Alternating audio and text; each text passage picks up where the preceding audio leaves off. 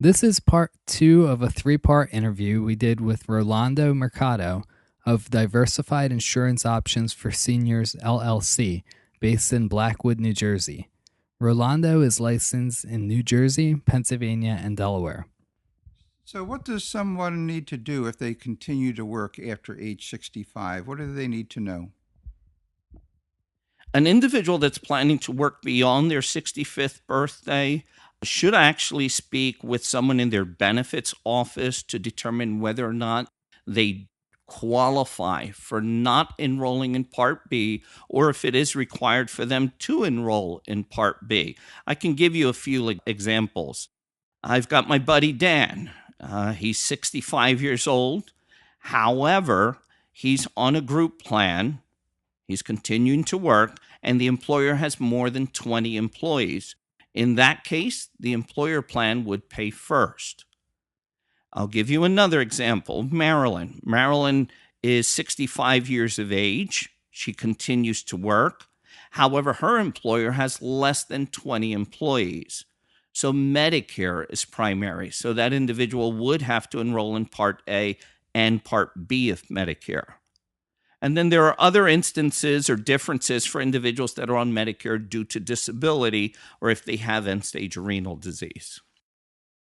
Let's go back to Part A. And do people need to sign up actually for Part A, and what do they need to consider? Few things that they need to consider. Part A of Medicare is premium free if the individual and or their spouse worked a minimum of 40 Medicare eligible quarters. If the individual did not have enough of a work history, then they may have to pay for Part A of Medicare. And if they did not enroll in Part A when they were first eligible, then they may be penalized. So what they'll need to do is look into what type of coverage they presently have. So if the individual is going to become Medicare eligible within the coming months, and they have an HSA plan or a health savings account, one thing that they'll want to keep in mind is that they need to stop contributing to their HSA account 6 months prior to becoming eligible for Medicare in order to avoid a penalty. Should I enroll in Part B at that time also? Well, the enrollment in Part B of Medicare, there's a few other things that need to be taken into consideration, such as, is the individual going to continue to be working? Is the group greater than or less than 20 employees? Is the individual on Medicare due to age or disability? If the individual wants to purchase a Medigap policy, or if they want to enroll in a Medicare Advantage plan, then yes, they will have to enroll in Part B of Medicare. And what is Medigap? Medigap is another way to obtain coverage. It is actually a plan whereby which individuals would enroll in a plan that's offered by a private company. And these plans are meant to help fill the gaps that Medicare does not cover under Part A and Part B. There are 11 standardized plans, regardless of the plan, whether it's an A plan, B, C, D, F, G, K, L, M, N.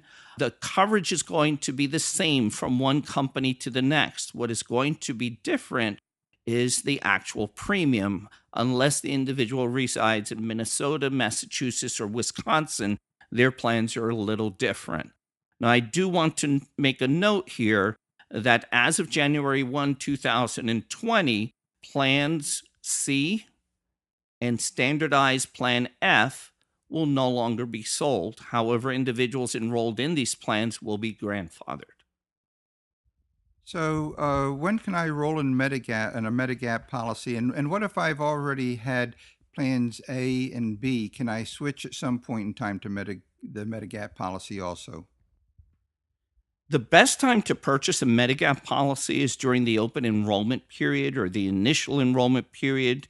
That's the time frame when the individual is either just becoming 65 years of age, or if they're older, it's the first time that they are enrolling in Part B of Medicare. Now, that time frame lasts for 6 months. After the initial enrollment period, plans can ask questions as far as pre-existing conditions and decide that no, they will not offer a policy to that individual. So the best time to enroll is within the 6 months of either turning age 65 or enrolling in Part B of Medicare. So I'm assuming that we don't need to have a Medigap policy, but we could have a Medigap policy. Could you explain some things we need to consider about that? So not everyone needs a Medigap policy. However, there are some things that do need to be taken into consideration. Medigap policies, also known as Medicare supplements, only work with original Medicare Part A and Part B. You also want to take into consideration, do you have a group retiree plan? Are you covered through CHAMP VA? Are the deductibles or coinsurance affordable if you decide to just stay with Medicare by itself, the original Medicare only? And you also want to look at the cost of the Medigap plan itself. That cost can vary based upon gender, age, and the state in which you reside in. Some companies will even break it down to the zip code. Medicare has neither reviewed nor endorsed this information. Just as a reminder, this interview is not all-encompassing. For more information, please visit medicare.gov or call Rolando to schedule an appointment for specific advice. The information covered in this interview is only as current as the date that we recorded it, which is June 23rd, 2017. Securities and insurance services offered through Royal Alliance Associates, Inc., member FINRA SIPC. Insurance services may also be offered through Harbour Master Diversified Financial Services, Inc. Advisory services offered through Investment Advisors Asset Management LLC, a registered investment advisor. Royal Alliance Associates, Inc. is not affiliated with either entity.